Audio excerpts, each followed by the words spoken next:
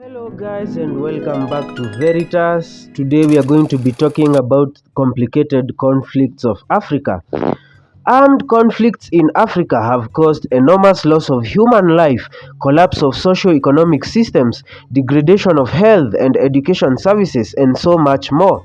These conflicts submitted civilians to intense physical and psychological trauma that negatively impact development in those regions. The first conflict is the Somali Civil War of 1991, the coup that ousted Mohamed Siad Barre, president of Somalia. This shift in power sparked a 20-plus year civil war that killed as many as 1 million Somalis via violence, famine, or disease. The country divided into two opposing parties, the Somali National Movement in the north and the United Somali Congress of the south. This separation made it difficult to achieve control of the conflicting factions because no one ruling entity was recognized by all the Somalis. The UN and the US became heavily involved in the conflict from 1992 to 1995, sending forces and humanitarian aid to the country. The second one is the Nigerian Civil War of 1967. After 1960 independence, the country divided into ethnically defined regions: Igbo people in the southeast, Yoruba southwest, Hausa and the Fulani in the north. Tensions grew as the nation's military took power following the achievement of the Nigerian independence. Fighting broke out, resulting to as many as 30,000 Igbo deaths at the hands of the Yoruba.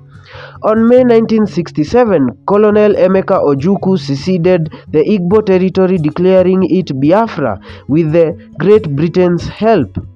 The Nigerian federal government reacted quickly, gaining control of the oil-rich southeast coast and blockading supplies to the region, causing severe famine and leading to the death of nearly 2 million civilians and 100,000 military personnel. In 1970 January, Ojukwu handed over control of the Biafran government to Major General Philip Effiong of the Biafran army and fled the country with his family. Effiong subsequently surrendered to the Nigerian military head of state, General Yakubu Gowon, abruptly ending the 30-month civil war. The other one is the Rwandan genocide of 1994. The Hutu, a Rwandan ethnic group, murdered the then Rwandan president Juvenal Habyarimana that started the systemic brutal genocide of many Tutsis, an ethnic minority of Rwanda. The UN established a military presence in Rwanda but did not have any authorization to take action. Meanwhile, the United States government refused to get involved due to fears of another failed peace initiative like the one in Somalia. The massacre ended in July 4, 1994 when the Rwandan Patriotic Front, with the support of the Ugandan army, invaded the capital city of Kigali and defeated the Hutus. The genocide was caused by the state-sanctioned hatred and demonization of ethnic minorities. Since the genocide, Rwanda has grappled with the status of former government forces and refugees in neighboring countries, how to reconstruct the political scene, social and economic infrastructure of a country that was in intense internal crisis. The other conflict is the Lord's Resistance Army insurgency.